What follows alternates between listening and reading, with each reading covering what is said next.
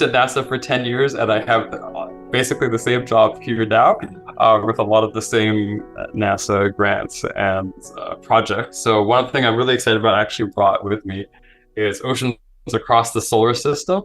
This is a new initiative that's trying to merge a lot of the knowledge that there is in NASA from planetary science, the search for life beyond Earth, and our knowledge of Earth systems and the oceans, and basically the only example of life we have in the universe. So I'm really passionate and excited about exploring our homeworld to try to better understand and inform the search for life elsewhere. And in that process, I've become, I went from being an astrophysicist and a theoretical physicist to an oceanographer. And I primarily develop new technologies and instruments for NASA, NOAA, and other places to study the ocean floor, to map it, to essentially fill in the gaps of knowledge we have, which for the ocean, it's quite startling. You know, we've actually, coming from astrophysics, and one of the reasons why I moved into oceanography is that we've mapped more of the surface of Mars and the Moon and even the Sun than we have of our own ocean floor.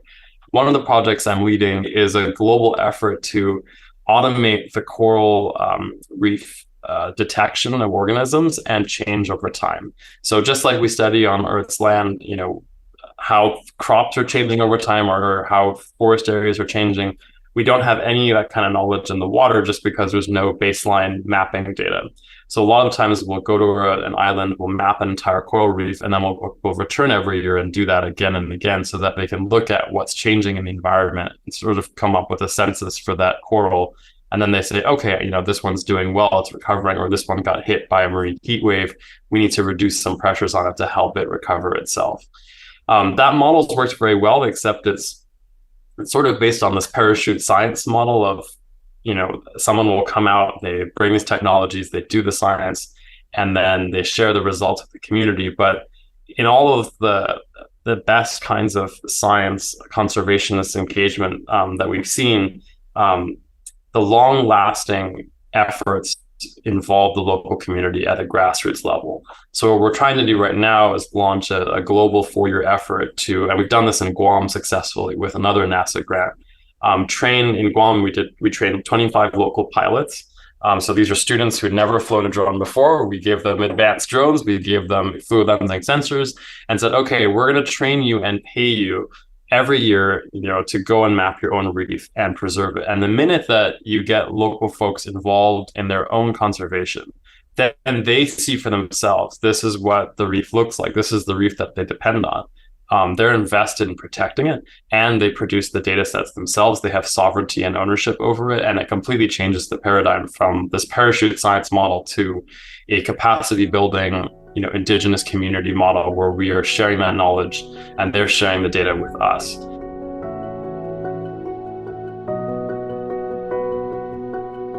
Actually, they're very similar in that both of them work in an environment that's hostile. You know, it's not a great place to be, cold on top of a mountain if you're an astronomer, or seasick in the middle of the Pacific, you know, if you're an oceanographer.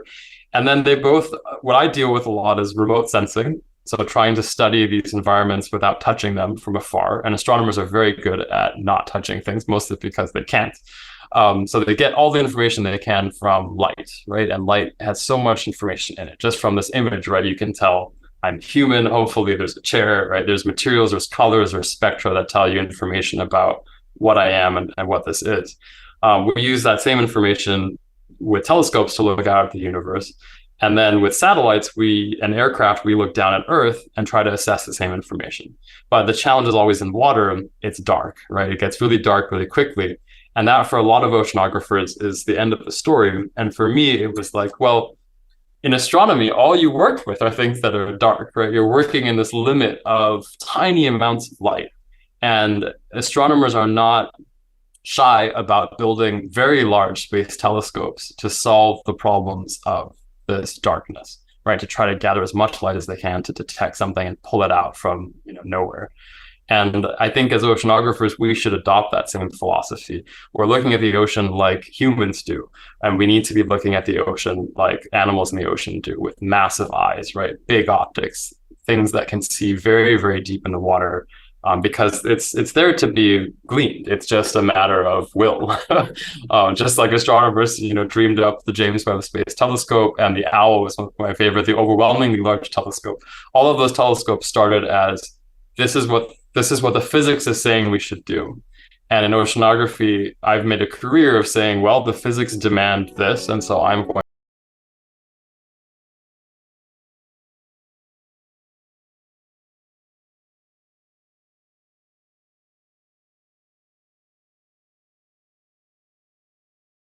Organism called a parrotfish, very pretty looking thing. Happens to also be very delicious, so people eat them a lot in the Caribbean. And a lot of the Caribbean coral reefs, as a result, are in a poor state. They've collapsed. And in a few cases, in Bonaire, for example, they had tested what it would happen if we did not harvest parrotfish.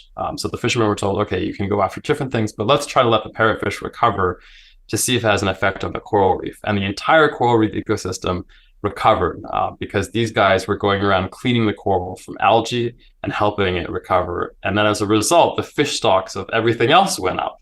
And so it was an example of having a little bit of knowledge of how that interconnectedness works, and then using it to say, okay, I'm going to create a conservation solution that doesn't change the fundamental culture of this place, but allows the natural system to recover itself. I hope that people, if they want to understand their world and how animals live, they should go out and make animal friends and try to understand and live in their environment and see it for themselves. And I had one of the other experiences I had on one of my field missions was it was a couple of months long in American Samoa, very far out in the Pacific. And every day I was on the reef, moving an instrument back and forth. And there was this little thing in the corner of my eye. I just kept feeling that was there. And only in like the fourth week did the octopus finally let me see it. And it was this little baby octopus that had been coming and looking at me at the same time I went out each time. And over the course of the next month, it would come closer and closer, eventually like touching the camera and the instruments I was using, my hand, and trying to figure out like, who are you? And like, what are you doing in my reef? And it was just so inquisitive. And I think what's exciting about getting to be an oceanographer and somebody who, I just was honored to be one of the 30 finalists for the astronaut corps. One of my main goals for being an astronaut was to try to understand, can we find life elsewhere? Can we understand what other worlds are to inform that search for life?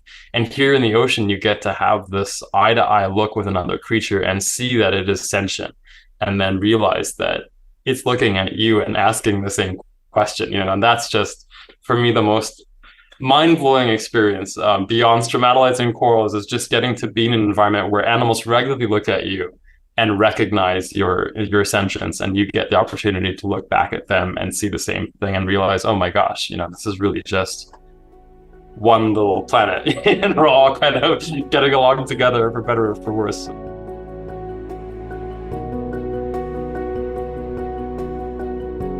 Sure. So NASA's been super supportive of encouraging my basically Star Trek ideas, trying to apply them to sensing on Earth. So again, the ocean is dark, right? So that was my first challenge, and I spent my PhD trying to develop a way that can see deeper in the column of water, as well as see through ocean waves, which blur and refract what you're looking at. So that technology, fluid lensing, is now, works very well, and we've done it at global campaigns to map coral reefs. We find all kinds of things in those reefs, right? So if someone drops a cell phone or like a tire, it's like you're mapping like the planet for the first time and seeing down to 65 feet. There's more surface area of planet in that first 65 feet than there is land. So it's just like every time we look at a new data set, we're seeing new organisms, new coral structures, new marine debris. We just did a campaign in Guam, which got hit by the typhoon, and the corals were protecting the island massively. And that became clear when we started looking at the corals and how much of the hurricane they took on. The second technology I had invented at NASA, something called MiDAR, takes this the next step. So it adds active laser sources and light emitting diodes to basically shine a light deep down from aircraft or from spacecraft into the ocean to see deeper. And what's really exciting, I think, is we're now at this precipice of understanding the ocean the way that animals that live in it do. So most animals in the ocean, they communicate, again, through bioluminescence, so through color. Then there's also acoustics. So we've been studying the ocean acoustically. What we're doing with MiDAR right now with a new NASA grant is mapping the ocean in the ultraviolet and the blue wavelengths. So when you go down deep in the water, first it starts getting darker and darker, then it starts getting very, very blue because most of the longer wavelengths of light, like red and green, they're all scattered or absorbed. And when you get down to about 65 feet, 75 feet depth, it's basically only blue, and then there's all these colors in ultraviolet. But humans are not designed to see them. We can see blue a little bit, but really it's, it just looks blue. You cannot see ultraviolet at all. And ocean animals can. So what MiDAR is capable of doing is revealing some of these ocean environments for the first time in ultraviolet and blue. And we look at not just at, one color, we look at 13 different colors in the ultraviolet and blue to get sort of the James Webb Space Telescope view of what the seafloor looks like. And it turns out that it is just wild. It's like looking at the ocean as if it were Avatar film, Pandora, you have these bioluminescent creatures and seas. That's what the ocean looks like to most sea creatures, and we're just for the first time seeing it the way they do. And that means that when we look at coral now, it's not just a green or red or brown blob. It has these 13 different colors in the ultraviolet, and they're neon colored, and they've got these striations, and a lot of the diseases that they're facing, which are hard to detect, are easily visible in ultraviolet. And so that's one of the main reasons and efforts I've been doing is trying to shift our attention from, we've been imaging the ocean like we've been imaging land. And on land, we're perfectly evolved, right? We evolved on land. So we see in colors that on land are omnipresent, red, green, blue. In the water, we're terrible, right? You go down deeper than 80 feet and it's dark and we're blind, and fish can still see at those depths. So they're doing it because they're looking at the right colors. And I think that's one of the main things I'm very excited about, is to see us looking at the ocean that same way. And then what is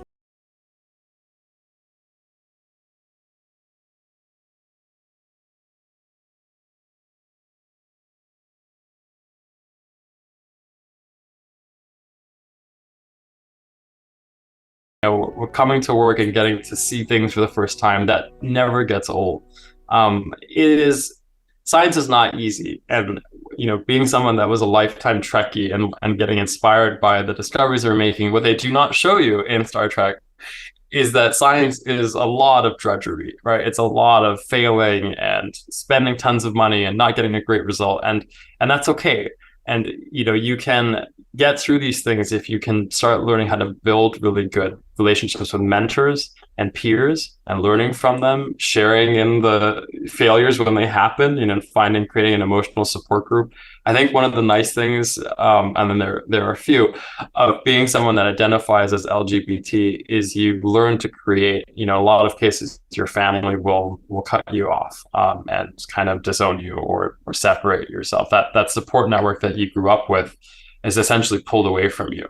And so you're forced to create your own family, your own support network. So I encourage a lot of people to remember that you've got to have grit, perseverance, a lot of charm, and patience to get through something. Intelligence helps, but some of the best scientists I've seen are folks that just do not give up. They're passionate and they want to answer a question, and they pursue it no matter what. And I'm so lucky to have, all along my career, people that believed in me, that supported me, and a lot of allies that were not LGBT, that, and I'm one of the only people in my field that identifies this way. And I'm certainly, when I go to conferences, generally the only person. I'm lucky that that's changing. But, those are folks that recognize you're going through something difficult and are sticking their necks out to say, hey, I support you. Even though I'm not part of this minority group, I will do that. And I had mentors at NASA, throughout academia, in high school, all of these different levels that were fundamentally instrumental role models in making me who I am today. And then you get older and you realize, I now have to be this person to the next generation, right? And so now I'm trying to do as much of that as I can to tell other people, look, you can do it. I've gone through this as well, but you'll have support, and people believe in you.